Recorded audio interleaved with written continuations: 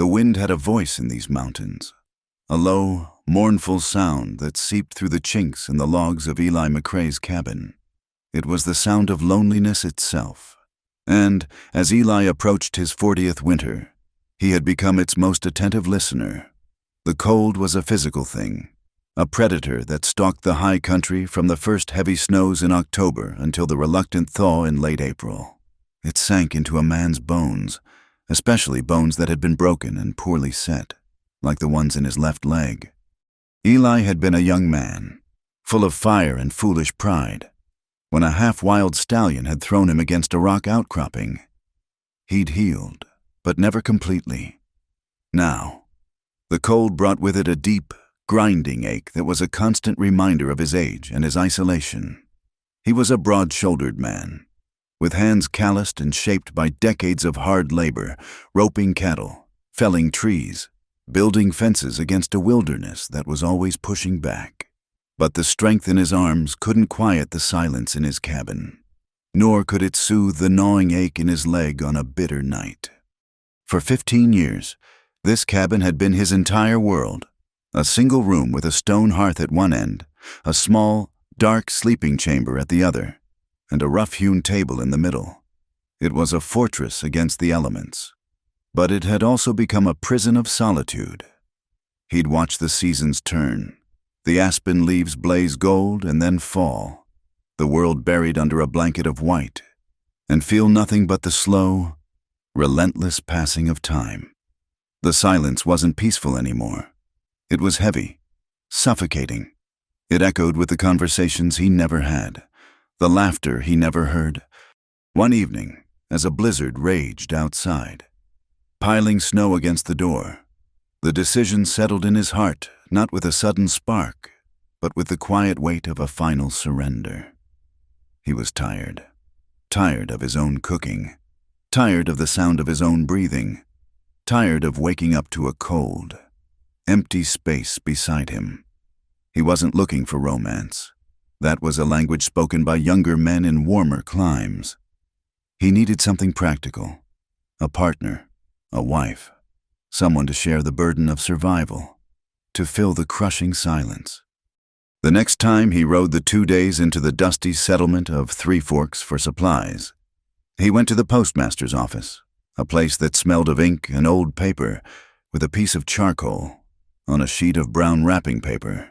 He composed the most important letter of his life. His handwriting was clumsy, the letters thick and uncertain. To the matrimonial agency in St. Louis. My name is Eli McCrae. I am 39 years of age. I own a homestead in the Montana Territory. It is remote. The winters are hard. I am in good health, save for an old leg injury that pains me in the cold. I do not drink to excess. I am an honest man. I am seeking a wife, a woman of sturdy constitution. She must not be afraid of work or of silence. She should be honest and of a plain disposition. I can offer a sound roof, a warm fire, and my protection. I am a man of my word. I have enclosed the fee for your services. Sincerely, Eli McCrae. He handed the letter and the worn bills to the postmaster, a wiry man with spectacles who looked at him with a mixture of pity and curiosity. Eli felt a hot flush of shame creep up his neck. It felt like an admission of failure, that he, a man who had tamed a piece of this wild land, couldn't find a woman on his own. But the shame was quickly swallowed by the vastness of his loneliness. He rode back to his cabin with a new feeling stirring in his chest, a fragile, unfamiliar flicker of hope. The waiting began. Weeks turned into a month, then another. The autumn air grew sharper, the days shorter. Every trip to Three Forks ended in the same quiet disappointment. No letter. The hope inside him began to feel like foolishness. He settled back into his routine, the rhythm of survival dulling the edge of his anticipation.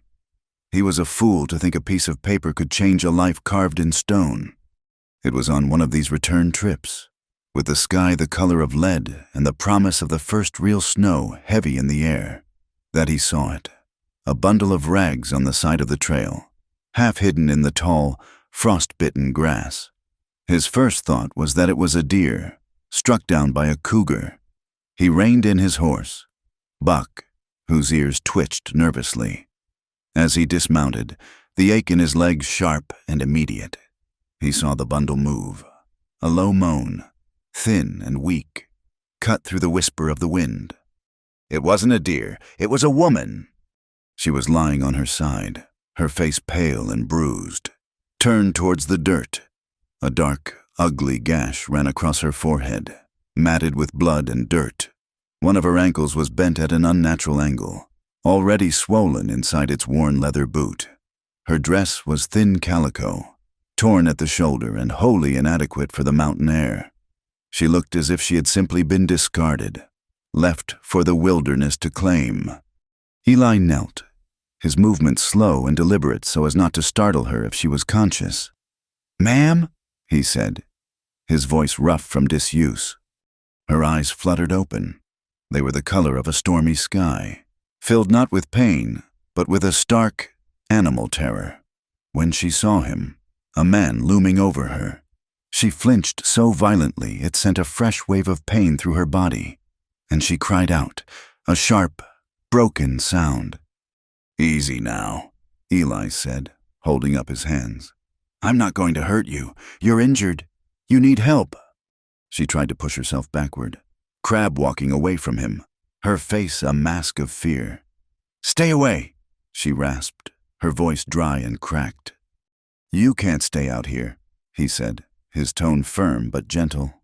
"First snow's coming. You'll freeze to death." He saw the conflict in her eyes, the deep, ingrained fear of a man, warring with the basic instinct for survival. The cold was a more immediate threat. Her brief struggle ended in a grimace of pain, and she slumped back against the ground, shivering. Eli acted with the quiet efficiency of a man accustomed to dealing with crises alone. He carefully assessed her ankle. It was broken, no doubt about it. He couldn't leave her, with a sigh that seemed to pull from the very depths of his soul. He knew what he had to do. "I'm going to lift you onto my horse," he said, giving her fair warning. "It's going to hurt." She squeezed her eyes shut but didn't protest. He slid one arm under her shoulders and the other under her knees. She was lighter than he expected, almost frail, like a bird with broken wings. She let out a pained hiss as he lifted her, but she didn't fight him. He carefully situated her in front of him on the saddle, holding her steady as Buck shifted beneath the new weight. The ride back to the cabin was slow and arduous, the woman a silent, shivering weight against his chest. He could feel the tremors running through her body, a constant reminder of her pain and fear. Inside the cabin, the warmth of the hearth was a welcome shock. He laid her down gently on his own cot, the only soft place in the entire structure. Her breathing was shallow. He went about his work methodically, first stoking the fire until it roared, then fetching a bucket of clean water and some rags. As he carefully washed the grime from the cut on her forehead, he saw them, the faint, yellow and purple shadows of old bruises on her jawline and neck, nearly hidden by her tangled brown hair. He saw the way she held herself, rigid and expectant of a blow, even in her semi-conscious state. This woman was no stranger to pain, and it wasn't the kind you got from a simple fall on a trail. She woke fully a few hours later, the smell of strong coffee and wood smoke filling the small cabin. Her eyes darted around the room, taking in the log walls, the drying herbs hanging from the rafters, the rifle mounted over the hearth, and finally, him. He was sitting at the table, watching her. The fear returned instantly. "Where am I?" she whispered. "My cabin. You took a bad fall. Your ankle's broken." He gestured with his chin towards her propped-up leg, now crudely splinted with 2 pieces of wood and strips of cloth.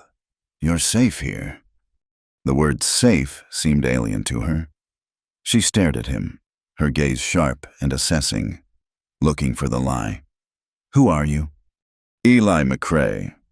He waited for her to offer her own name, but she remained silent, a wary animal in a stranger's den. He didn't press.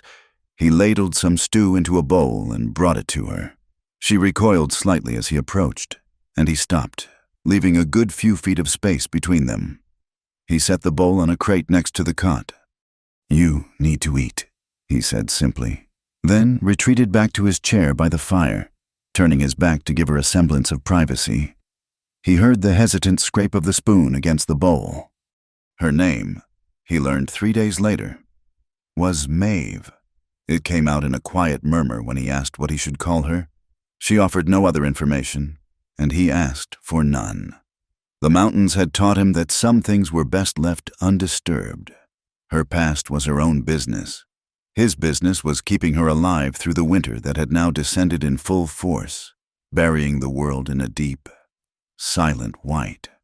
A strange, unspoken domesticity settled over the cabin. Maeve was bound to the cot for the first couple of weeks, her world shrinking to the few feet around the hearth. Eli became her reluctant caretaker. He cooked for her, changed the dressing on her head wound, and fetched whatever she needed, all with a quiet, almost gruff tenderness. He wasn't a man of many words, and his kindness was expressed in actions. A cup of hot broth left by her side without being asked, an extra blanket tucked around her during the night when the temperature plummeted. Maeve, in turn, remained watchful and withdrawn. She spoke only when necessary, her voice soft and hesitant. She never thanked him. Gratitude seemed to be a currency she didn't possess or didn't trust, but she showed her appreciation in other ways.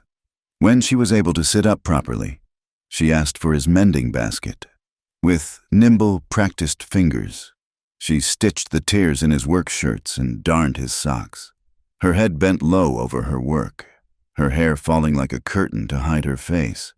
Her hands were never idle. It was as if she needed to prove her worth, to earn the shelter she'd been given. As her ankle began to heal and she could hobble around the cabin with the aid of a crude crutch Eli had fashioned for her, their shared space began to feel smaller. The silence between them charged with a new kind of awareness. They developed a rhythm. Eli would rise before dawn, his movements quiet so as not to wake her, and head out to chop wood or check his traps. He'd return to find the coffee pot bubbling on the hearth and the cabin tidied. Maeve, in turn, took over the cooking. Her stews were richer than his, her bread less dense. In the evenings, they would sit on opposite sides of the hearth, the firelight casting flickering shadows on the log walls. The wind would howl its lonely song, and inside, the silence was a living thing. At first it was tense, but slowly, imperceptibly, it changed. It became less of an empty void and more of a shared space. One night, Eli was cleaning his rifle, the familiar scent of oil and steel filling the air. "My husband had a gun like that," Maeve said, her voice so quiet it was almost lost in the crackle of the fire. It was the first time she had mentioned a husband. Eli stopped what he was doing, but he didn't look at her, sensing that a direct gaze would shatter the fragile confidence. "He was a hunter," she continued, her eyes fixed on the flames. "Or so he called himself. Mostly, he hunted for trouble." There was a finality in her tone that told him everything he needed to know. It explained the fear in her eyes, the old bruises, the way she flinched from sudden movements. He just nodded, continuing to wipe down the rifle barrel. "Some men are like that," he said, his voice low and even. It was an acknowledgement, an acceptance of her unspoken story. After that, the wall between them began to crumble, brick by slow. Careful brick. She started to talk more, not about her past, but about small things. She told him how to tell which mushrooms were safe to eat, a skill she'd learned from her grandmother. He told her stories of the cattle drives of his youth, of stampedes under stormy skies, and the camaraderie of men around a campfire. He found himself watching her, noticing things he shouldn't. The way a genuine, fleeting smile could transform her guarded face, the deep, thoughtful concentration in her eyes as she kneaded dough, the quiet strength in her hands. He felt a warmth spreading through his chest, a feeling he hadn't experienced in years. It was confusing and unsettling. This woman was a drifter, A ghost blown in by the storm. He was waiting for a bride, a woman he had chosen, a woman who was supposed to be his future. These feelings for Maeve felt like a betrayal. He was a man of his word, and his word was already promised to a faceless woman in St. Louis. He felt a growing unease, a tension between the duty he had imposed on himself and the unexpected pull of the woman right in front of him. Maeve, too, was changing. The stark fear in her eyes was being replaced by a deep, weary sadness. But there were moments when the sadness would lift. She stopped flinching when he passed her a plate. One evening, as he recounted a particularly foolish story about a run-in with a grizzly bear, a real laugh escaped her, a low, rusty sound, as if it hadn't been used in years. The sound startled them both into silence, but it was a warm, comfortable silence. In that moment, Eli felt a powerful, protective urge wash over him. He wanted to hear that sound again. The thought terrified him. Just as the winter reached its deepest, most unforgiving point, it happened. A heavy wagon, its wheels struggling through the deep snow, pulled up to the cabin. It was Silas, the freight driver from Three Forks, and sitting beside him, wrapped in a thin wool blanket, was a small, pale figure. Eli's heart hammered against his ribs. He knew, with a sinking certainty, who it was. The letter, the bride, he had almost managed to forget. He stepped outside, the icy air a slap in the face. Maeve stood in the doorway behind him, her hand gripping the frame, her face suddenly as shuttered and closed as the day he'd found her. "Got a delivery for you, McCrae," Silas called out, a smirk playing on his lips as his eyes darted from Eli to Maeve and back again. "Fresh off the stage from St. Louis." He helped the girl down from the wagon. She was younger than Eli had expected, barely out of her teens. She was small and slight, looking as if the mountain wind could pick her up and carry her away. She clutched a single, battered satchel to her chest like a shield. But it was her eyes that struck Eli. They were large and blue, and they held a deep, profound sorrow that seemed far too old for her young face. She looked from the imposing wilderness to Eli's weathered face, and her expression was one of pure, unadulterated fear. "This is June," Silas announced, pushing her forward slightly. "Your intended—" Eli could only nod, his tongue suddenly thick and useless in his mouth. He was acutely aware of Maeve's presence behind him, a silent, burning question. He had ordered a wife to fill the emptiness of his cabin, and now it was overflowing. He paid Silas, who gave him a final, knowing wink before turning his wagon around and leaving them in a cloud of frosted breath. The silence that descended was 100 times heavier than any that had come before. "June," Eli finally managed to say, his voice sounding like a stranger's. "Welcome." He gestured towards the cabin. "Let's get you inside, out of the cold." June walked past him as if in a dream, her eyes wide, taking in the rustic interior, her gaze landing on Maeve, who still stood frozen by the door. An unspoken question passed between the two women. June's initial fear seemed to deepen into confusion. "This is Maeve," Eli said, the words feeling like rocks in his mouth. "She had an accident. She's been recovering here." The explanation was clumsy, inadequate. It explained nothing and everything. That night was a torment of unspoken tensions. Maeve prepared a meal, her movements stiff and silent. June barely ate, pushing the food around her plate with a trembling hand. The cabin, which had started to feel like a shared space, a nascent home, now felt like a cage with 3 trapped animals inside.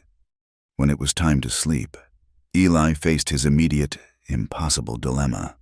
"June," he said, trying to keep his voice gentle, "the sleeping room is through there. It's small, but it's warm." June looked at the dark, curtained-off doorway, and a wave of panic washed over her face. She shook her head, her whole body trembling.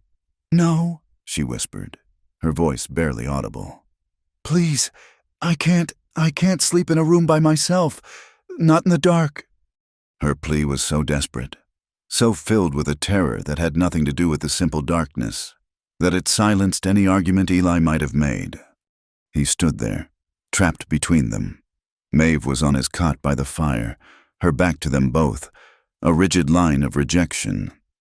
June stood before him, a fragile girl bride terrified of the dark, and he, Eli McCrae, a man who had only wanted to cure his own loneliness, now found himself the bewildered keeper of two broken hearts in one small cabin. The wind howled outside, and for the first time, Eli felt the cold inside his home was even more bitter than the one raging across the mountains. The arrival of June shattered the fragile peace of the cabin, replacing the quiet, evolving companionship with a silence that was sharp and brittle. Maeve retreated into herself, erecting an invisible wall that was more formidable than logs and stone. The warmth that had begun to kindle in her eyes was extinguished, replaced by the familiar, guarded neutrality of a stranger. She moved about the cabin with a ghostly quietness, her presence felt only in the results of her labor: the neatly stacked firewood, the pot of stew simmering over the hearth, the clean, folded rags by the water basin. She performed these tasks with a relentless, mechanical efficiency, as if by keeping her hands busy, she could prevent her mind from acknowledging the new, painful reality of their situation. She never spoke unless spoken to, and her answers were clipped, surrendering no more than was absolutely necessary. She was once again the drifter Eli had found on the trail, a woman who expected nothing and offered nothing of herself in return. June, in her initial confusion, believed Maeve to be Eli's wife. The assumption was logical, born of the quiet domesticity she had walked into. She watched Maeve with a mixture of awe and terror, this capable, silent woman who seemed so perfectly at home in the rugged cabin. To June, Maeve was everything she was not: strong, resilient, a woman of the mountains. The thought that she was here to supplant her was a horror too great to comprehend, and it only deepened the shadows of fear in her eyes. Eli saw the misunderstanding and knew he had to correct it, though the words felt like ashes in his mouth. He found his chance the next afternoon when Maeve took the axe and went to the woodpile, her purposeful stride a clear signal that she wanted to be alone. He sat down at the table across from June, who was pleating the fabric of her dress with nervous fingers. "June," he began, his voice low, "we need to talk about Maeve." She looked up, her eyes wide and frightened, like a cornered doe. "Is she your wife?" The question came out in a whisper. Eli shook his head, the movement slow and heavy. "No, she is not my wife." He explained the circumstances as plainly as he could, how he had found her injured on the trail, her broken ankle, the coming of the first snow. She had nowhere else to go, he concluded. Leaving her out there would have been a death sentence. The explanation hung in the air between them. It was the truth, but it felt incomplete. It didn't explain the easy silence that had grown between him and Maeve, or the way the cabin had started to feel less empty with her in it. June listened without expression, her gaze fixed on her hands. The information didn't seem to comfort her. It merely changed the nature of the threat.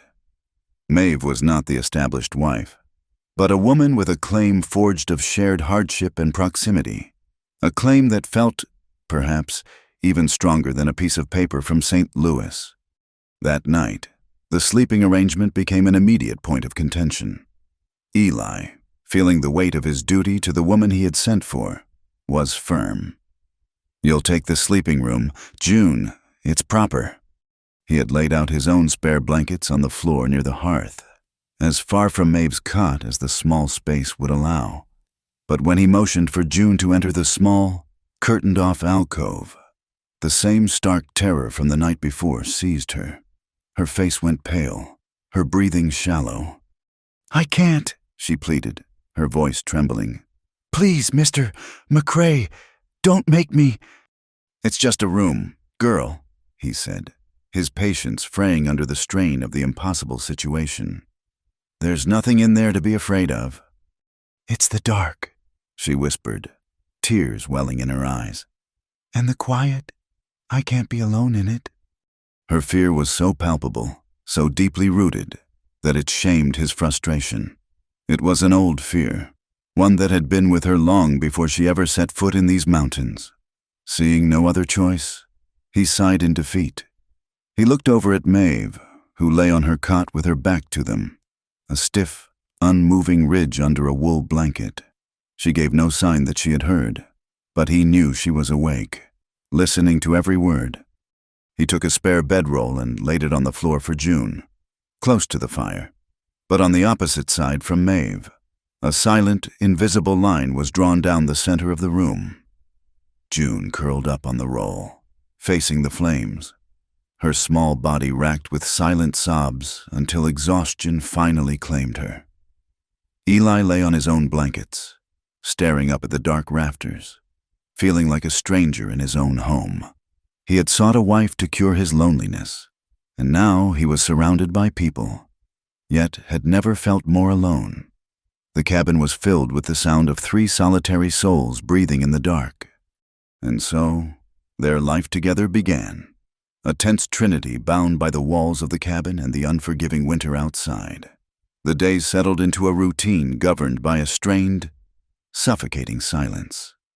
The 3 of them moved around each other like celestial bodies held in a difficult orbit, close enough to feel the pull of one another, but never touching. Conversations were born of necessity and died quickly. The water bucket is low. Pass the salt. It's snowing again. Maeve was the silent engine of the household, her hands always moving. She cooked, she cleaned, she mended. Her work was a form of erasure, a way of making herself useful and therefore invisible. She would spend hours by the window, staring out at the white landscape, her expression unreadable. Eli wondered what she was thinking, if she was planning to leave as soon as the thaw came, as soon as her ankle was strong enough to carry her away from this complicated mess. The thought left a hollow ache in his chest that had nothing to do with his old injury. June remained a peripheral figure, a pale ghost haunting the edges of their lives. She was clumsy in her attempts to help, her hands unaccustomed to the hard domestic labor of the frontier. She would try to sweep the floor and miss half the dirt, or try to knead bread only to have the dough stick to her fingers in a hopeless mess. Maeve would watch her with a look that wasn't quite pity and not quite scorn, before silently taking the broom or the dough bowl from her hands and finishing the task herself. These small moments of failure seemed to shrink June further into herself, reinforcing her own sense of inadequacy. It was during one of these fumbling attempts at helpfulness that Eli saw the first sign of her past. She was reaching up to a high shelf to put away a tin plate, and the sleeve of her worn calico dress slipped down, exposing her forearm. Against the pale skin was a network of thin, silvery scars, laid out in a pattern that was too straight, too deliberate to be accidental. They were old wounds, long healed, but they told a story of a pain he couldn't begin to imagine. He saw her notice his gaze, and she quickly pulled her sleeve down, a flush of shame coloring her cheeks. She didn't say a word, and neither did he, but the image was seared into his mind. A week later, he saw more. The back of her dress had a row of tiny, difficult buttons near the collar, and she was struggling with them, her fingers trembling. "Could you?" she asked him, her voice barely a whisper, her back turned to him. As his calloused, clumsy fingers worked at the small buttons, the collar of her dress gaped open, and he saw them. Across the delicate skin of her back and shoulders were the faded, puckered marks of old welts. They crisscrossed her skin, a permanent record of a brutal history.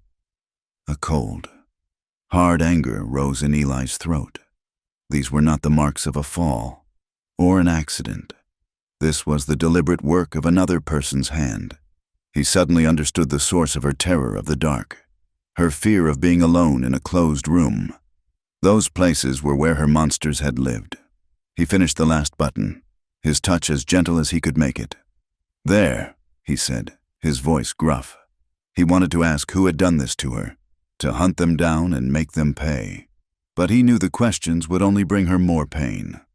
The discovery shifted something inside him. His feelings for June had been born of duty, of a sense of responsibility for the girl he had summoned to this harsh place. But now, that duty was mingled with a fierce, protective pity. She was not just a mail-order bride, she was a refugee, a fugitive from a life of cruelty. The tension in the cabin tightened, becoming almost unbearable. It was a house of unspoken secrets and shared pain. One evening, June was sitting by the fire, trying to stitch a tear in her shawl. The needle slipped, piercing the tip of her finger. A single drop of crimson welled up. It was a small thing, but in the overwrought atmosphere of the cabin, it seemed to break something open in her. She began to cry, not loud, racking sobs, but the silent, hopeless tears of someone who had simply reached their limit. Eli knelt beside her. "Here, let me see," he said softly. He took her hand. The cut was nothing, but her hand was as cold as ice, and she was trembling uncontrollably. He took a clean rag and gently dabbed at the blood. The simple, human contact seemed to both soothe and agitate her. She looked up at him, her blue eyes swimming with tears and a desperate, heartbreaking hope. The air grew thick, charged with all the questions that had been left unasked. He was still holding her hand, his thumb resting on her pulse point. She leaned in closer, her breath catching in her throat. "Will you choose me?" she whispered, her voice so faint he barely heard it over the crackle of the fire. The question was raw, stripped of all pretense, or her. The world seemed to stop. The wind outside fell silent. He could feel the frantic beat of her pulse beneath his thumb. He looked into her desperate eyes and saw a plea not just for love, but for salvation. She was asking him to save her, to be the wall that stood between her and the horrors of her past. He opened his mouth to answer, but no words came out. What could he say? To choose June would be to honor the promise he had made, to give this broken girl the safety she so desperately craved. But it would be a lie to the other part of his heart, the part that had slowly, quietly, been given to the silent, watchful woman on the other side of the room. He felt a deep, steady connection to Maeve, a companionship forged in shared silence and mutual respect. She didn't ask him for anything, yet she had given him back a part of his own humanity. To deny that would be another kind of lie. He was trapped, bound to one by a promise, and to the other by a bond he couldn't name. His silence was his answer.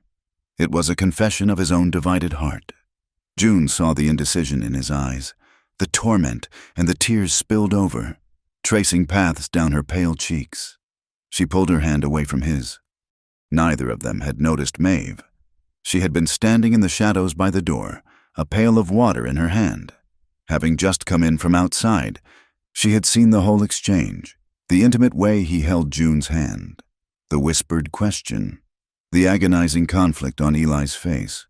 Her own face remained a stony mask, but something in her posture, a slight stiffening of her shoulders, betrayed her.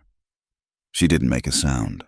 She simply turned, placed the water bucket silently by the hearth, and walked to the small, frosted window that looked out onto the endless night. She did not go to her cot.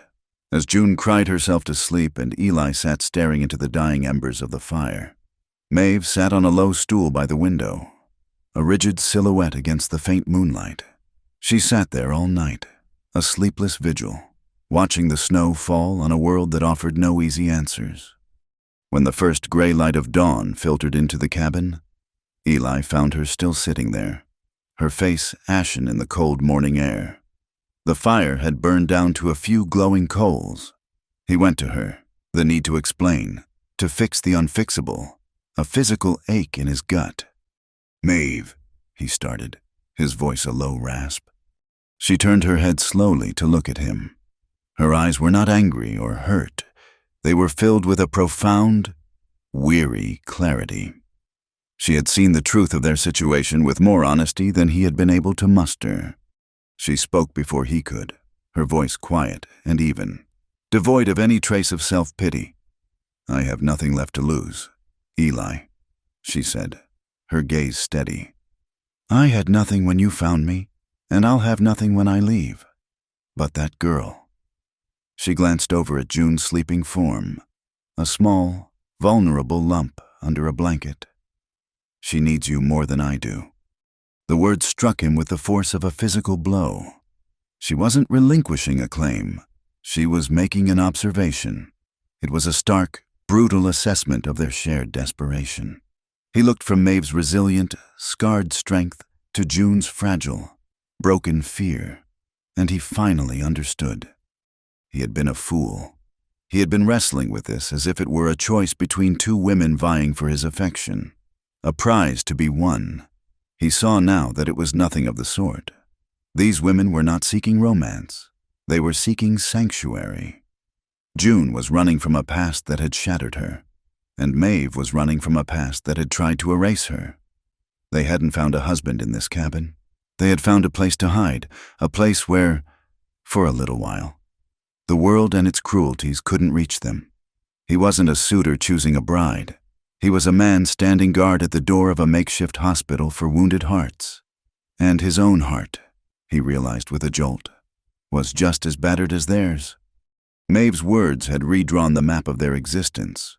The cabin was no longer a stage for a quiet, undeclared war between two women for one man's affection. It became what it had been for Eli all along, a shelter. But now, it sheltered three. It was a haven carved from the wilderness, not just for bodies seeking refuge from the snow, but for souls seeking refuge from their pasts. Three separate, jagged histories, three sets of wounds, one of the body, two of the spirit, were now contained within the four log walls, held in a fragile, unspoken truce. The silence that followed was different. The sharp, brittle tension eased into a heavy, shared quietude. It was the silence of a sick room, where words are an intrusion and the only necessary communication is the quiet, steady presence of another. They were three solitary islands, but now they were at least in the same lonely archipelago, aware of one another's shores. The unspoken question of who belongs here was replaced by a tacit acknowledgement. For now, we all do. Maeve, having voiced the truth of their situation, retreated even further into a fortress of silence. But her withdrawal was no longer cold or hostile. It was the quiet, watchful stillness of a guardian. She became the cabin's silent keeper, her hands a constant, soothing presence. She moved with an economy of motion that was both beautiful and heartbreaking to watch. She was a woman who had learned to take up as little space as possible in the world. Yet her quiet industry filled the entire cabin. Eli would watch her, a lump forming in his throat. He saw not a rival to his intended bride, but a woman of immense, hidden strength who had been bent by life but refused to break. Her care for June was a thing of subtle gestures, almost invisible unless one was looking for it. It was in the way she placed the mended shawl not just on the crate by June's bedroll, but draped carefully over it. So it would be the first thing she felt in the morning. It was in the extra ladle of broth she'd add to June's bowl on the coldest nights, without comment. It was in the way she would begin to hum, a low, tuneless sound, whenever June grew particularly quiet and withdrawn, as if to fill the air with something other than sorrow. Once, Eli was startled awake in the dead of night by a muffled cry. He sat up on his blankets, his heart pounding, reaching for the rifle he kept by his side, but the sound came again, a small, whimpering sob from June's bedroll, a nightmare. He saw a shadow move on the other side of the hearth. It was Maeve, already awake. She rose from her cot, not with a sigh of irritation, but with the silent grace of a night owl. She didn't go to June, didn't touch her. She simply walked to the hearth and added a single, dry log to the glowing embers. The log caught, and a soft, warm light spread through the cabin, chasing the darkest shadows back into the corners. She stood there for a long moment, a dark silhouette against the burgeoning flames, until June's frightened whimpers subsided back into the quiet rhythm of sleep. Then, just as silently, Maeve returned to her cot. The act was a masterpiece of unspoken compassion, a promise of light in the darkness, offered without a word. Under this strange, silent tutelage, a tentative bloom of life began to return to June. The constant, hunted look in her eyes began to soften. She was like a frost-bitten plant brought into a warm room, slowly, cautiously unfurling. The first time she smiled, it was a small, fleeting thing. Eli had come in from the blizzard, covered in snow, his beard and eyebrows white with frost, looking more like a mountain spirit than a man.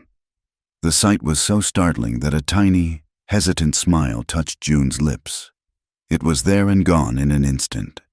But Eli saw it, and it felt like the first ray of sun after a long, hard winter. Soon after, her laughter followed. It was a quiet, breathy sound, as fragile as a bird's wing. Buck, Eli's steady old horse, had a habit of sticking his head through the cabin doorway if it was left ajar, looking for a treat. He did so one afternoon, his large, liquid eyes blinking in the dim light, and let out a soft nicker. June, startled, let out a small gasp that turned into a giggle. The sound was so unexpected that both Eli and Maeve stopped what they were doing. Maeve's hands stilled in the dough she was kneading, and a flicker of something unreadable passed over her face before she turned back to her work. But Eli felt the sound in his own chest, a warmth that spread through his limbs. June began to take on the role she had been brought there for, but she did it with a quiet reverence rather than a sense of entitlement. She started to care for Eli, her gestures mirroring those of a wife. She would take his snow-caked coat and hang it by the fire to dry. She made sure his coffee cup was always full in the mornings. She would sit for hours, her brow furrowed in concentration, mending a tear in his canvas trousers, her stitches small and neat. These were her offerings, her attempts to weave herself into the fabric of this life, to earn her place through service and care. But her newfound confidence was a delicate thing. She remained acutely aware of the cabin's other occupants. She was constantly, covertly, watching Eli and Maeve. Whenever they spoke, their conversations always brief.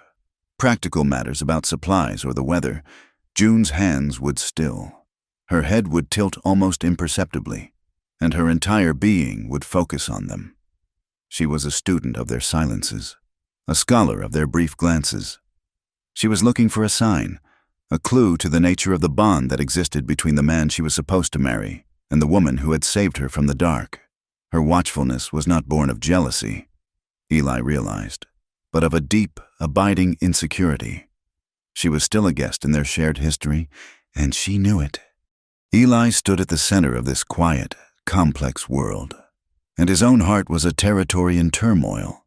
His clear-cut plan to get a wife, to end his solitude, had exploded into 1,000 complicated pieces.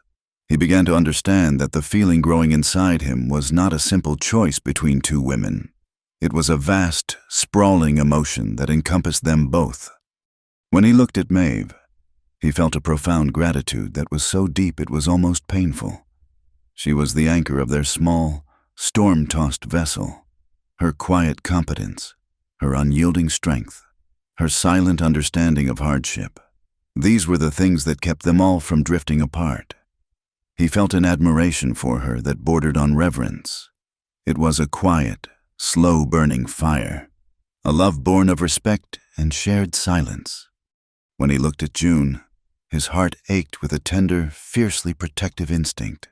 She was a testament to life's cruelty, but also to its resilience.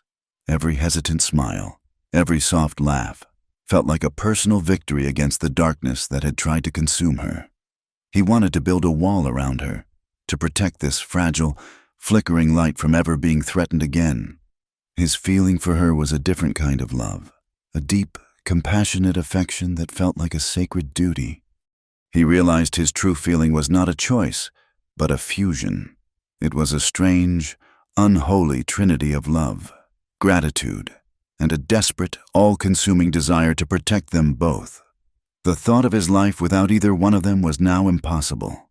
To lose Maeve would be to lose the cabin's soul. To lose June would be to lose its hope. He was a man caught not between two loves, but within one great, multifaceted one. The world outside conspired to force the issue. A blizzard descended from the north, a true monster of a storm.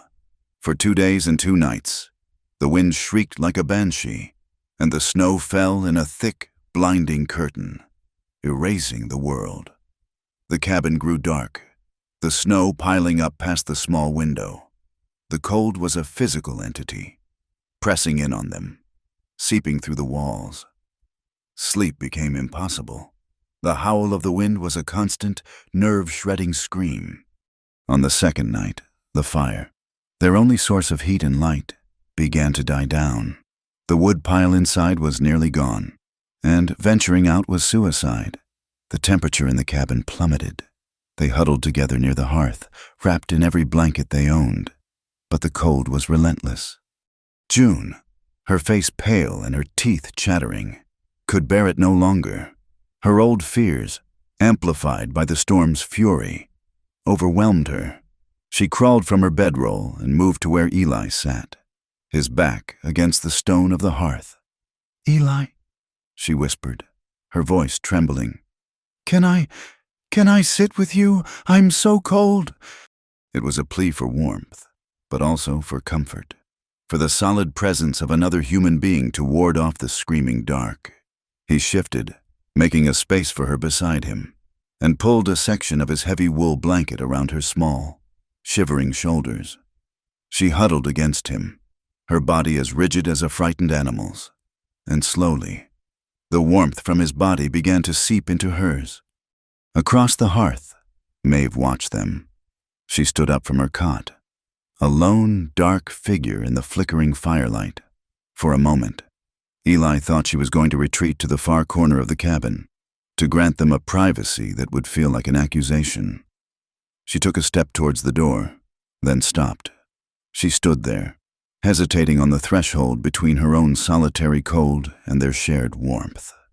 She was caught, her pride and her loneliness at war with one another. She looked so utterly alone, so isolated, that it cut Eli to the quick. He felt the fragile weight of June trembling against his side, and he saw the stark solitude of Maeve standing in the shadows. And in that moment, a simple, profound truth washed over him. They were all just cold. They were all just alone. He held out his free hand towards Maeve, an open invitation across the dying fire. She stared at his hand, her face a mixture of surprise and deep, ingrained caution. "Maeve," he said, his voice quiet but clear over the howl of the wind. "If we're all alone, what's the harm in sitting together for a while?" The words were not a proposition. They were a simple statement of fact, an acknowledgement of their shared fate. He was asking her to surrender not to him, but to their common need. She hesitated for a long moment, her internal battle visible on her face. Then, with a slow, deliberate movement, she walked across the hearth and took his hand. Her fingers were like ice against his. He gently pulled her down to sit on his other side, draping the other end of his blanket over her. And there they sat, the three of them, huddled together against the stone hearth as the blizzard raged outside.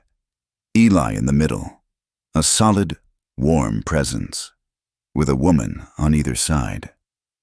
June's trembling slowly subsided, and she leaned her head against his shoulder, succumbing to an exhausted sleep. Maeve remained upright, her posture still rigid, but she did not pull her hand away. They didn't speak. There was nothing to say. The roar of the wind was their only conversation. For the first time, the three of them were a single unit, a small island of shared warmth in a vast, frozen sea. The moment was still, genuine, and pregnant with a meaning that none of them dared to name. In the days that followed the storm, the atmosphere in the cabin was irrevocably changed. The invisible walls had been breached. The space between them was no longer a void, but a current, charged with a new, tentative intimacy. Accidental touches became freighted with significance. When he handed Maeve a hot cup of coffee, their fingers would brush, and the contact would linger for a fraction of a second longer than necessary. When June helped him remove his heavy coat, her hand would rest on his arm, a light but meaningful pressure. The glances, too, became longer, more questioning. He would look up from sharpening his axe to find Maeve's eyes on him, her expression soft and unguarded for a fleeting moment before she looked away. He would turn to find June watching him, a simple, open adoration in her gaze that made his heart ache.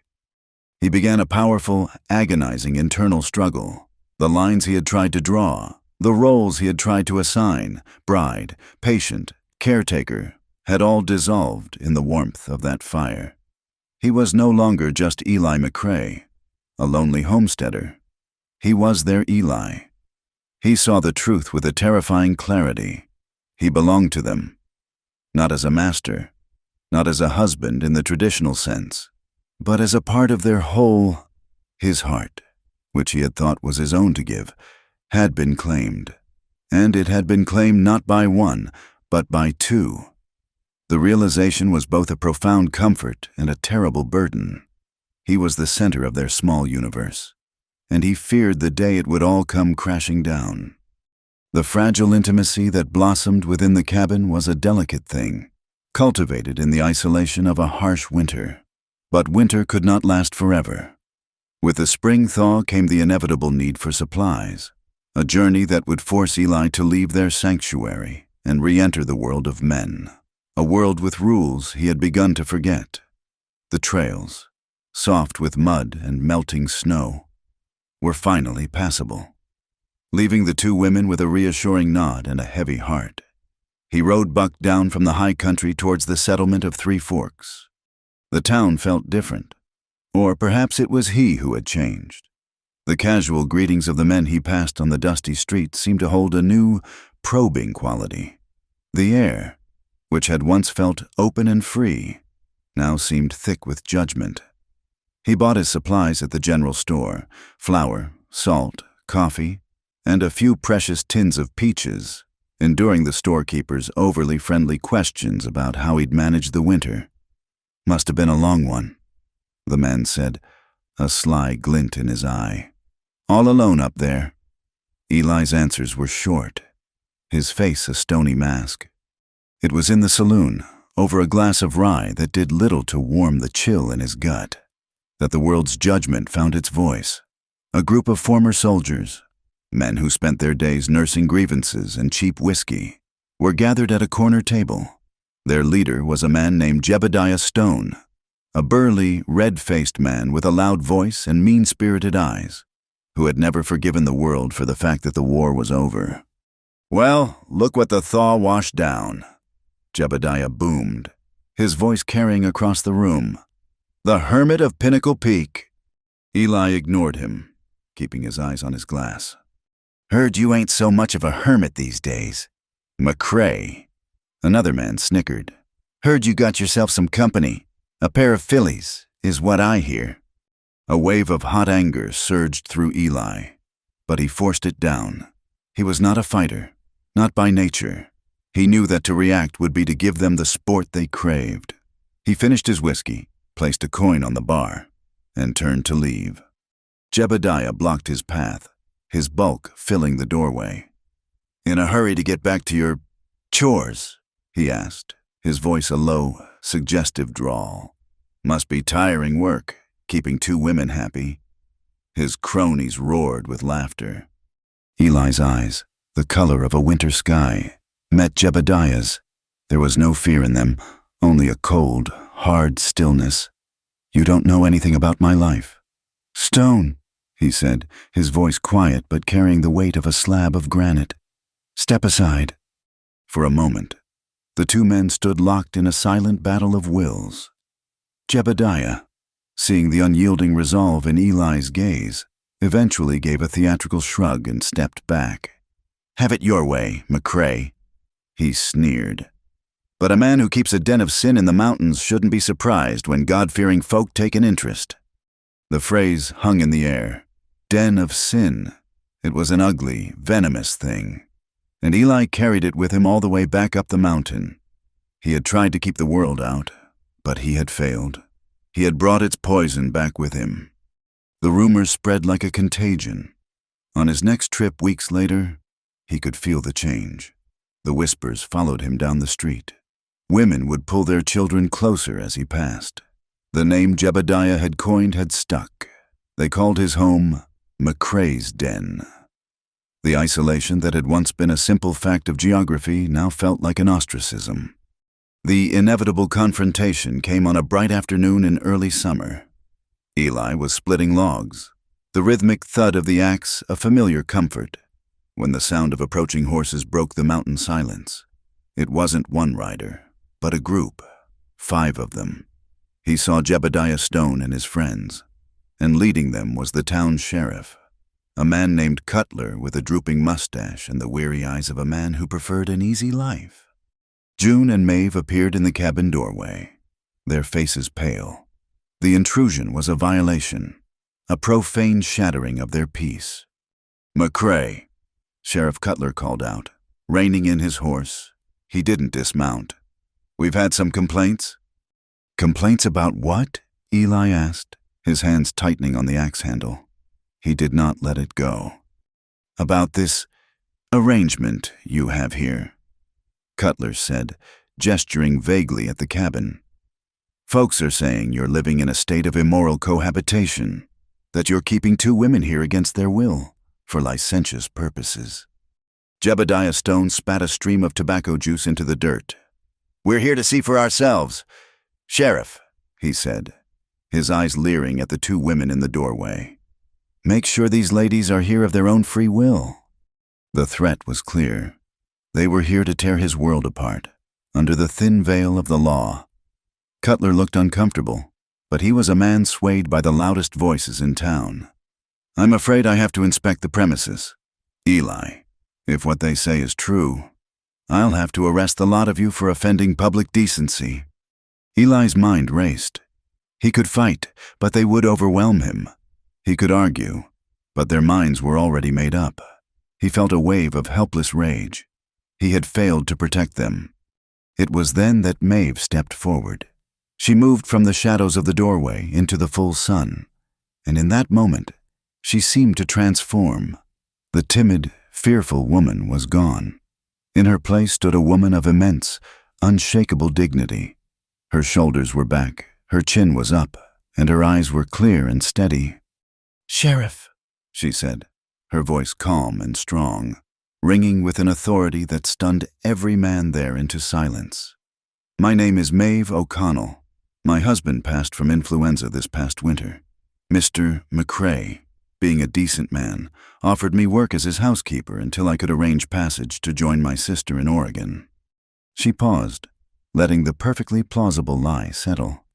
"I can assure you," she continued, her gaze sweeping over them with cold contempt, "that there is nothing licentious happening in this home.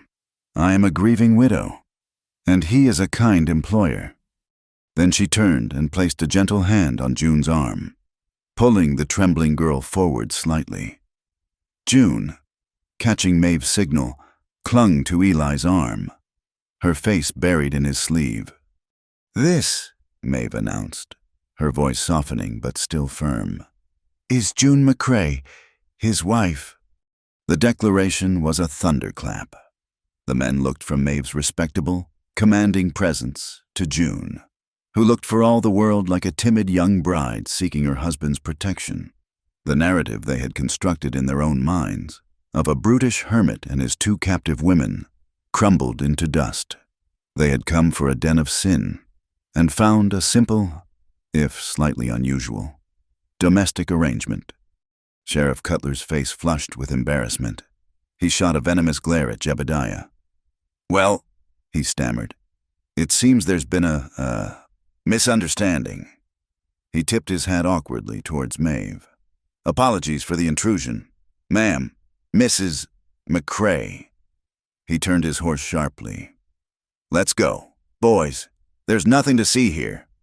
Jebediah and his friends, their righteous crusade thwarted, could only follow, muttering curses under their breath. They rode away, and the mountain's silence descended once more.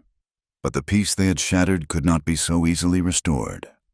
The moment the riders were out of sight, June collapsed into a storm of tears, her body shaking with a mixture of relief and terror. Eli led her inside, his arm around her, while Maeve followed, her strong facade finally crumbling, her face pale and drawn. The lie had saved them, but it hung in the air, a new and complicated truth that had been spoken into existence. That evening, after June had cried herself into an exhausted sleep, Eli found her sitting at the table. She had been staring at her hands for nearly an hour. He sat down opposite her, the weight of the day pressing down on him. "Thank you, Maeve," he said, his voice rough with emotion. "You saved us today." She looked up, and for the first time, he saw the immense cost of her bravery in the depths of her eyes. "They would have destroyed us, Eli," she whispered. "They would have taken you, and God knows what would have become of her, of me." Later, as he sat by the fire, June woke up. She came to him, her eyes still puffy from crying, and sat on the floor beside his chair. She laid her head on his knee, a gesture of complete, trusting surrender. "Eli," she said, her voice muffled against the rough denim of his trousers. "What Maeve said today, about me being your wife, she was just protecting us." "June," he said softly, stroking her hair. "I know," she whispered. "But I don't care what they call me. They don't need to know who is a wife and who is a housekeeper." She looked up at him, her eyes shining with unshed tears and a startling, profound wisdom. "I just need you. I need you to be here with me, and with her, too, if that's what you want." Her words were a gift, an absolution. She was giving him permission to feel what he already felt. She was not asking him to choose. She was asking him to accept. In that moment, Eli's own heart broke open. He finally accepted the truth that had been warring inside him for months. Society, with its neat labels and rigid rules, would never understand or accept them. They would always be seen as a den of sin. But his heart didn't care for society's rules. His heart couldn't choose. It wouldn't choose. It had already chosen both. Later that night, the emotional dam that had held for so long finally broke. He and Maeve were the last ones awake, the cabin quiet except for the soft breathing of the sleeping June. A current of unspoken energy flowed between them, a powerful magnetic pull born of shared crisis and a deep, unspoken longing. He looked at her, truly looked at her, and saw not a widow or a housekeeper, but the woman who had stood down 5 armed men to protect him, the woman who had filled the silence of his life with a strength he had never known. He rose and went to her, taking her hand. He led her not to his bed, but to the center of the room. In the warm glow of the firelight, there were no words. There was no need for them.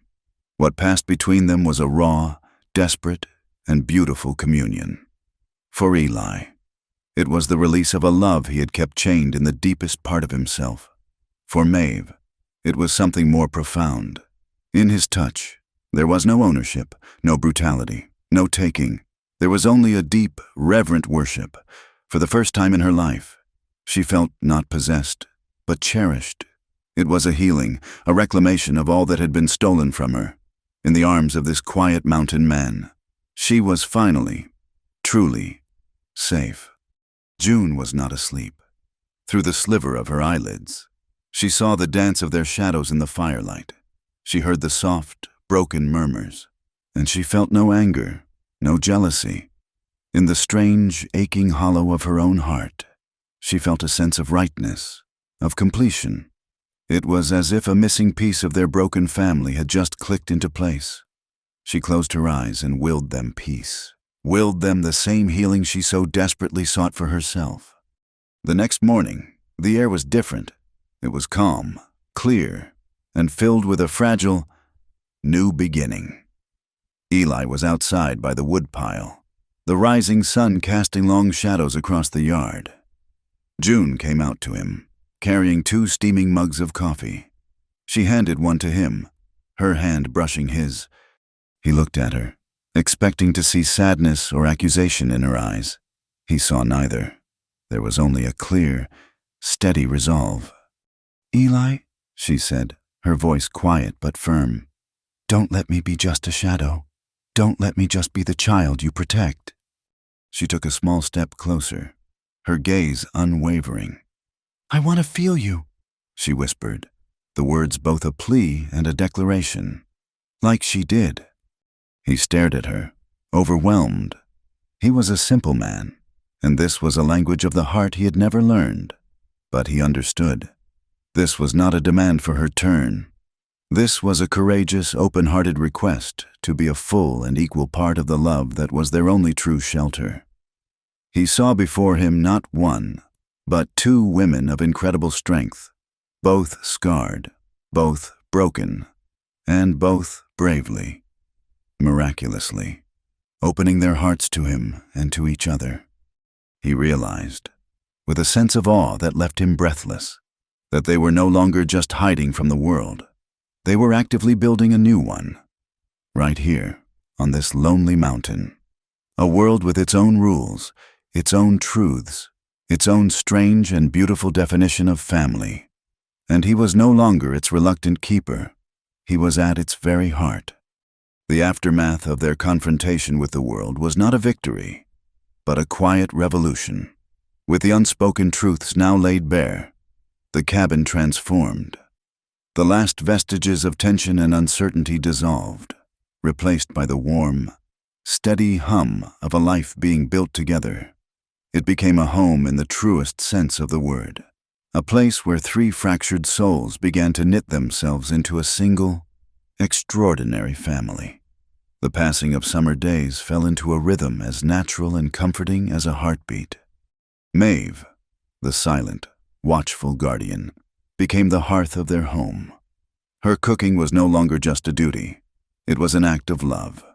She learned the landscape around them, finding patches of wild onions and tart berries, turning the simple fare of the mountains into meals that were both nourishing and a quiet celebration of their shared life. Eli would watch her at the stove, her movements efficient and sure, and feel a sense of peace so profound it almost frightened him. She was the steady, grounding force that held their strange world together. June, in turn, became the cabin's light. The hesitant girl who had arrived wrapped in fear and sorrow blossomed in the safety of their sanctuary. She began to sing.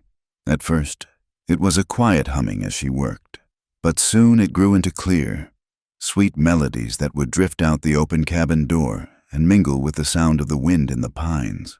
Her laughter, once a rare and startling sound, became a daily occurrence. She filled the spaces between them with a joyful energy that was as essential as the air they breathed. She revered Maeve, watching her with the adoration of a younger sister, and she loved Eli with an open, uncomplicated devotion that mended parts of his heart he hadn't even known were broken. Eli was their anchor and their connection to the wild world outside their door. He was the protector, the provider. He worked his homestead not as a solitary man carving out a lonely existence, but as the head of a family. Every log he split was for their warmth. Every animal he trapped was for their table. He learned the art of gentleness, a language his calloused hands had never known. He would return from the deep woods not just with meat, but with offerings.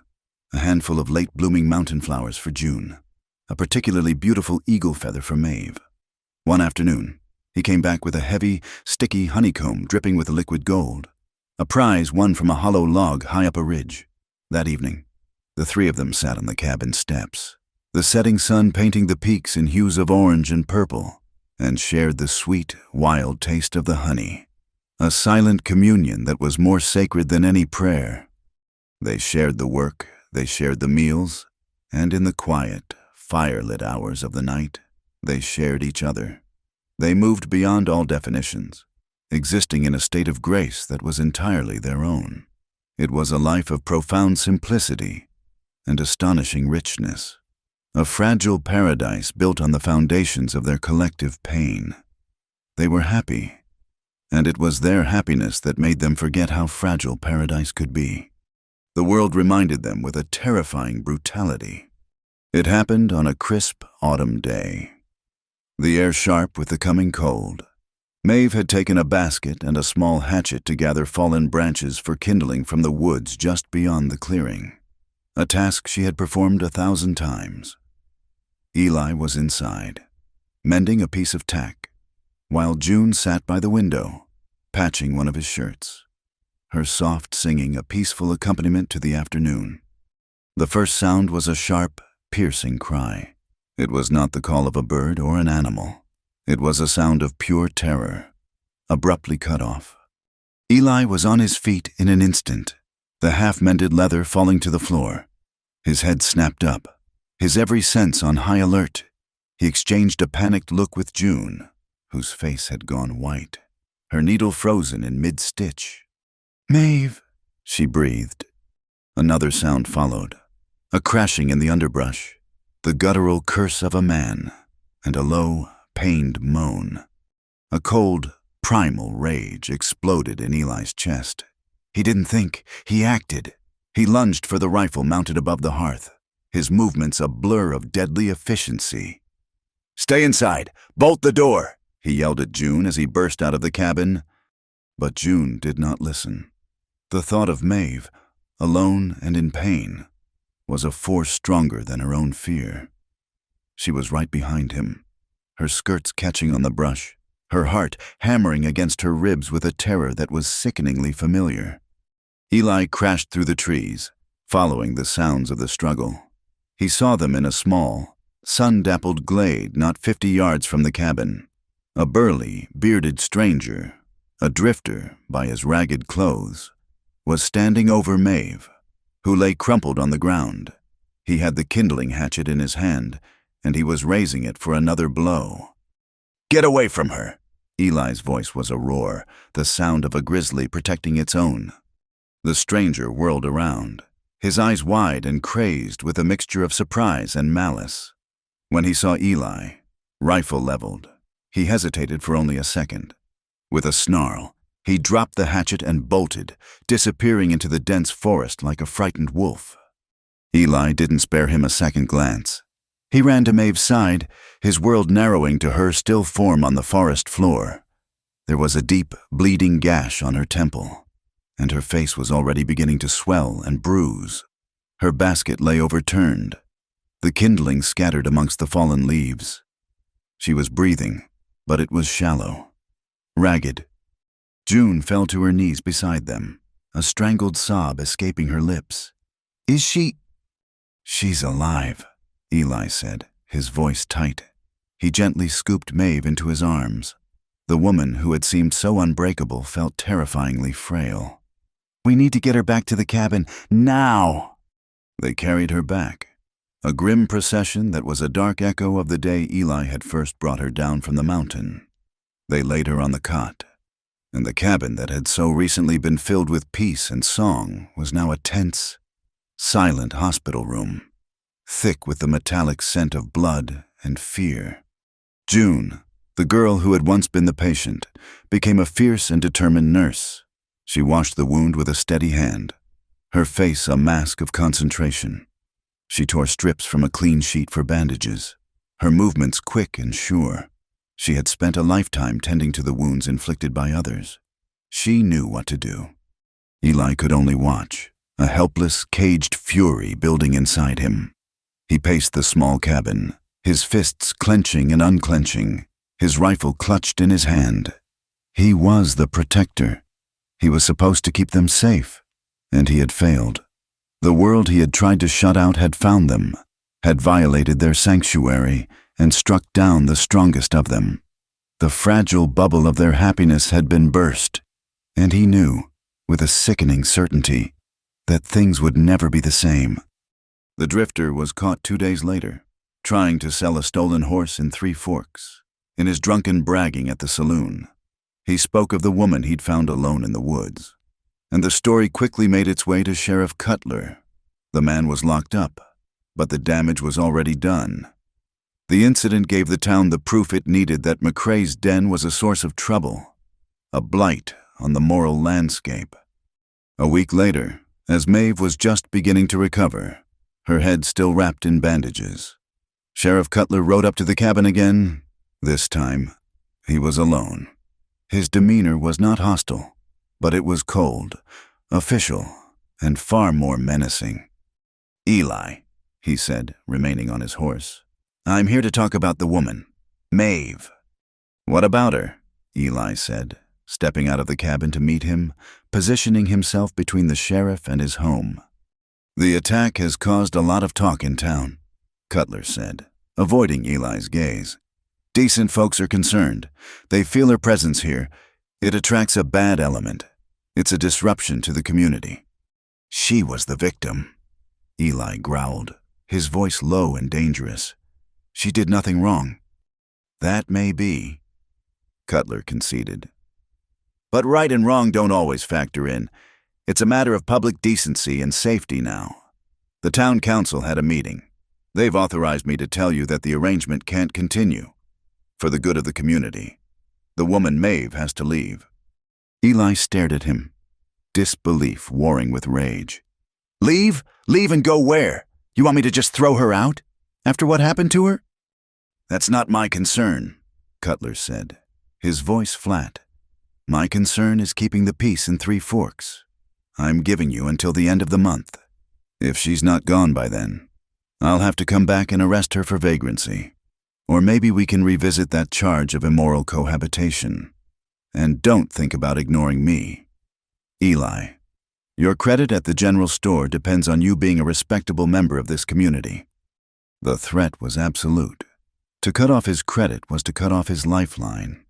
It was a death sentence by starvation.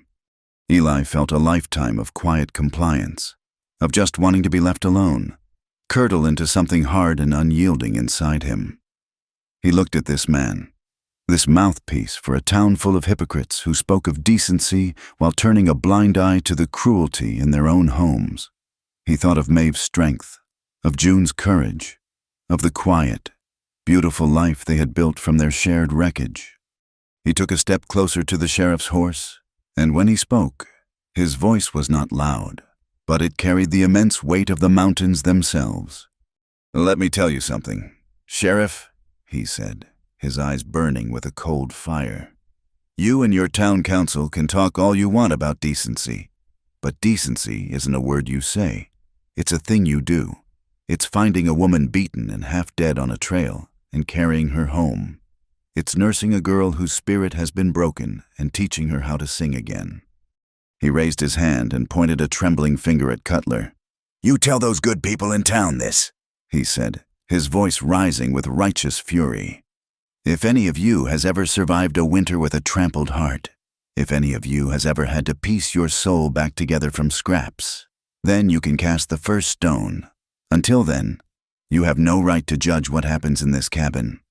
Sheriff Cutler was taken aback, shamed into silence by the raw, undeniable truth in Eli's words. He could offer no reply. With a curt nod, he turned his horse and rode away, leaving Eli standing alone in the clearing, the defiant words still echoing in the mountain air. He had won the moral victory, but he knew he had lost the war. They could not stay. To remain would be to live under constant threat, to subject Maeve and June to the town's endless scrutiny and hatred.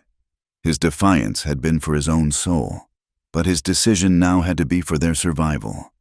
That night, he told them, "We have to leave," he said, the words tasting like defeat. "They won't stop. They'll keep coming until they tear us apart." There were no tears. There was no argument.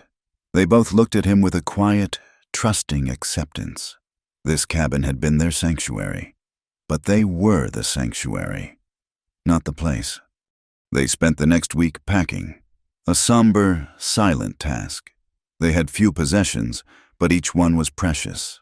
The mended clothes, the cooking pot Maeve favored, the small wooden bird Eli had carved for June one winter night. They were packing the artifacts of their short, happy life. On the final morning, they took one last look at the small cabin that had been their entire world. It had been a prison, a hospital, a fortress, and finally, a home. Leaving it felt like leaving a part of themselves behind. With their belongings loaded onto Buck, they started walking, heading not down towards the world of men, but up, deeper into the unforgiving wilderness of the high peaks. They traveled for 3 days, climbing higher and higher, until they found a place, a small, sheltered valley by a clear, fast-running creek, so remote that it was unlikely any man had set foot there in a generation. It was a harsh, raw, and untouched piece of the world. There was no shelter, no sign of civilization. It was colder up here, the wind sharper, but it was private. It was safe. It was theirs. Together, the 3 of them began to build. They felled trees for a new, smaller cabin, their movements a symphony of shared purpose. The work was brutal, the conditions primitive. But as they laid the first logs of their new home, a sense of profound peace settled over them.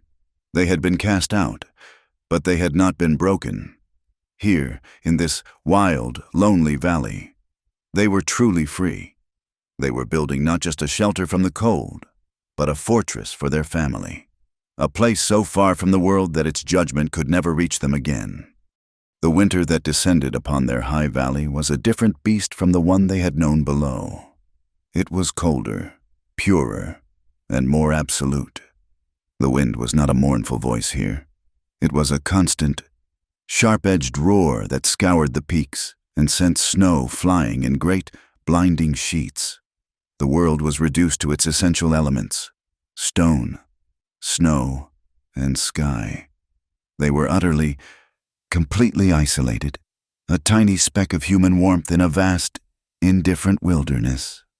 Yet, inside the small, sturdy cabin they had built with their own hands, a defiant life flourished.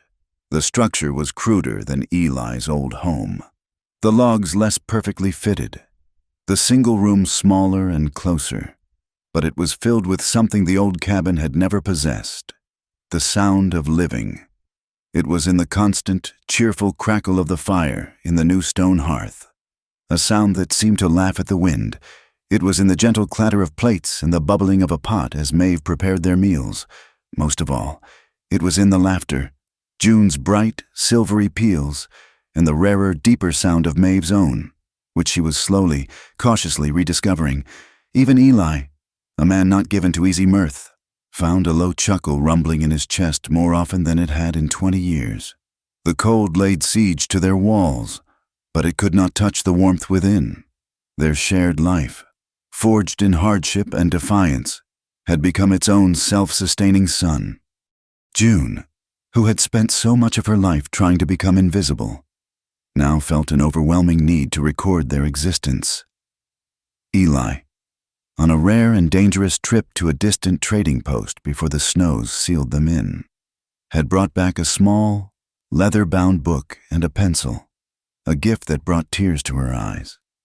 In the quiet hours of the afternoon, when the light from the single small window was at its best, she would sit at their rough-hewn table and write.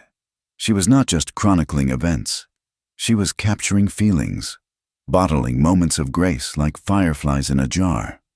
October 12th, she wrote, her pencil scratching softly in the quiet room. The first snow fell today. It is beautiful up here. So quiet. Eli brought me a pine cone with the frost still on it. He said it looked like it was dusted with sugar. When he smiles, the lines around his eyes look like tiny maps. I wonder what places they lead to. November 3rd. Maeve showed me how to set a snare today. My fingers were clumsy and cold, but she was patient. She never says much, but her hands are the kindest I have ever known. They are strong and sure. They know how to mend things.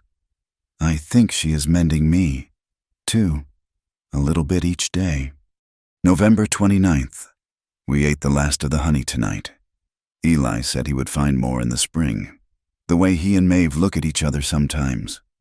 It isn't a secret, not a thing that excludes me. It is a quiet, steady thing. like the mountains, and then he will look at me, and his eyes are so gentle. It is a wonder to be loved so completely. I did not know a heart could hold so much. My own heart feels like it is finally full.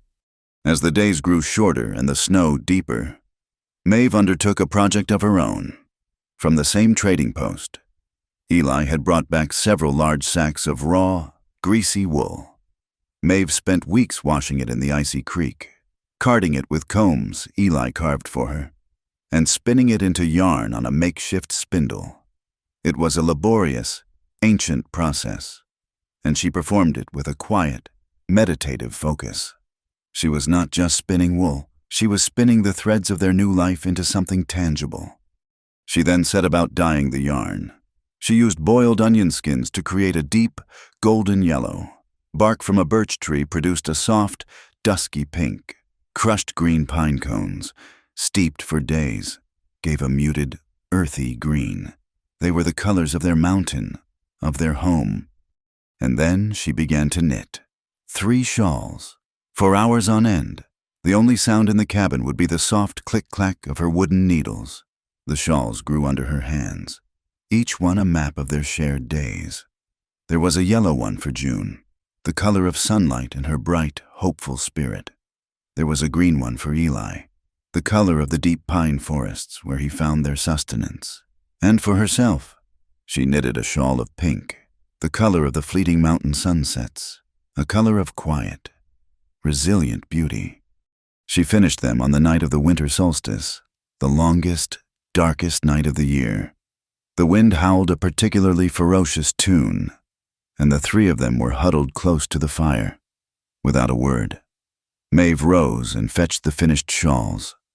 She placed the yellow one around June's shoulders. It was incredibly soft, and smelled faintly of wood smoke and lanolin. June gasped, her hands flying up to touch the warm, yielding fabric. Tears welled in her eyes. "Maeve, it's beautiful." Maeve then went to Eli and draped the green shawl over his broad shoulders. He was a man unaccustomed to such gifts, to such gentle, domestic acts. He touched the wool with a kind of clumsy reverence, his calloused fingers tracing the intricate pattern of her stitches. He couldn't speak, but his eyes, when he looked at her, were full of a gratitude so profound it was almost a prayer. Finally, Maeve wrapped the pink shawl around herself, and for a moment, the 3 of them stood there, bound together by the threads she had spun, wrapped in the colors of their shared world. It was a sacrament, a silent, powerful declaration that they were a family, woven together by choice and by love. That night, something shifted. The quiet acceptance that had defined their relationship deepened into a new level of emotional honesty. They sat by the fire, the shawls still around their shoulders, a comfortable silence settling between them. It was Eli who finally broke it. He looked from Maeve's calm, steady face to June's bright, adoring one, and the feeling that had been building in his heart for so long finally spilled over. The words came out not in a rush, but slowly, carefully, as if he were handling something precious and breakable. "When I wrote that letter," he began, his voice a low, rough murmur, "I was just empty, a man rattling around in a hollow life. I thought I knew what I needed, a pair of hands to help with the work, someone to break the silence." He shook his head, a small, wondering smile touching his lips. "I thought I just needed a wife." He paused, his gaze growing deeper, more intense. He reached out, his large, work-worn hands finding one of Maeve's and one of June's, holding them both in his. "But it turns out my heart needed 2. The confession, so simple and so pure, filled the small cabin with a light brighter than the fire. June's breath hitched, and a single, perfect tear traced a path down her cheek. Maeve's eyes shone, and for the first time, she did not look away, did not hide the depth of her emotion. She simply held his gaze, her hand warm and firm in his. In that moment, he had given them the one thing they both craved more than safety or shelter: the truth.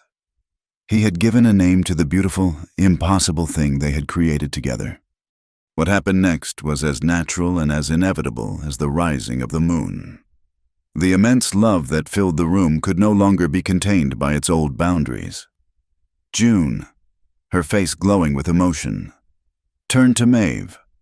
She saw in the older woman's eyes not just a friend or a sister, but the other essential pillar of her world, the woman whose quiet strength had been her salvation. Leaning in, June gently pressed her lips to Maeve's. It was a kiss of profound gratitude, of shared understanding, of a love that defied all names.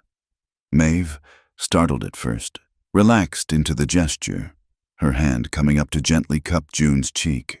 It was a moment of breathtaking tenderness. Then, June wrapped her arms around Maeve in a warm, fierce embrace, burying her face in the soft wool of her new shawl. Eli watched them, and there was no shock, no confusion in his heart. There was only a deep, overflowing sense of peace.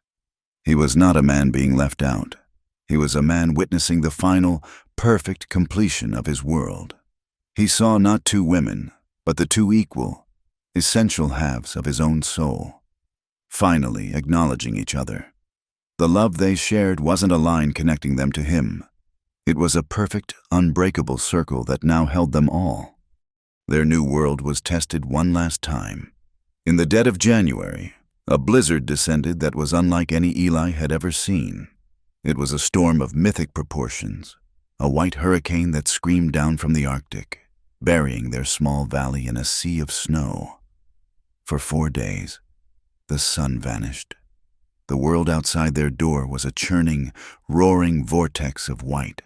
The snow piled up past the window, past the eaves, until they were living in a small, warm cave under a mountain of snow. Their woodpile, which had seemed so large, dwindled at an alarming rate. Their food supplies grew precious. The cold was a constant, creeping presence, finding every tiny chink in their log walls. Fear was a real and tangible thing. But they faced it together. They shared everything. They rationed the food, dividing each piece of dried meat, each biscuit, into 3 equal portions. They huddled together under a mountain of blankets and their new shawls, sharing their body heat, their arms wrapped around one another for warmth. Eli would tell stories of his youth, his deep voice a calming rumble against the storm's fury. June would sing, her voice soft but clear, a defiant thread of beauty against the chaos. Maeve, their steady rock, would simply be there, her calm presence a silent promise that they would endure. They were no longer 3 separate people. They were a single organism, a single will to survive, fueled by their love for one another. On the 5th morning, they woke to a profound silence. The wind had stopped. Eli managed to force the cabin door open against a wall of snow, and they stepped out into a transformed world. The sun was brilliant in a clear, impossibly blue sky. It struck the new-fallen snow, making it glitter with 1,000,000 tiny diamonds. The air was clean and cold and still. The world was wiped clean, reborn. The story of Eli, Maeve, and June does not end there, for their life was not a story with an ending, but a season that turned, day after day. But it finds its resting place in that quiet, sunlit morning. We leave them there, in their high, secret valley, their small cabin sending a thin, steady plume of smoke into the vast, blue sky. We leave them with the sound of laughter echoing in the clear mountain air, a sound of impossible joy. We leave them in their strange and wondrous home, a testament to the fact that the most beautiful families are not the ones we are born into, but the ones we build from the broken pieces of our hearts. Thank you for listening to this story. We'd love to know where you're tuning in from, so please drop a comment below and let us know. For more tales from the frontier, don't forget to subscribe to the From Wild West channel and share your thoughts on the story.